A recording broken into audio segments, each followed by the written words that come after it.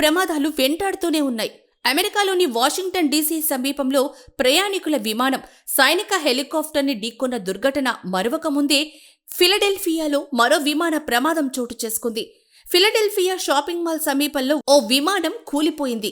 ఈ ఘటనలో 6 మృతి చెందారు. టేకాఫ్ అయిన కొద్దిసేపటికే విమానం కూలిపోయిందని అధికారులు చెప్తున్నారు. అయితే ఇదొక మెడికల్ ట్రాన్స్పోర్ట్ విమానం కావడంతో దీనిలో ఎక్కువ మంది ప్రయాణించడం లేదని తెలుస్తోంది.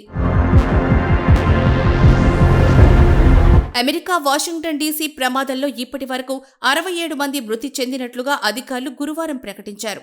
మృతుల్లో 2 భారతీయులు కూడా ఉన్నారని తెలిపారు.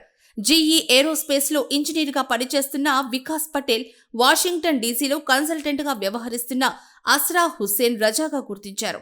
అయితే ఇప్పటి వరకు 40 మృతదేహాలను మాత్రమే రెస్క్యూ బృందాలు వెలికితీశాయి. అటు వరుస ప్రమాదాలపై స్పందించిన అధ్యక్షుడు ట్రంప్ అసలు ఎందుకు ఒకేసారి ఇంతలా ప్రమాదాలు జరుగుతున్నాయని అధికారులను ప్రశ్నించినట్లు తెలుస్తోంది.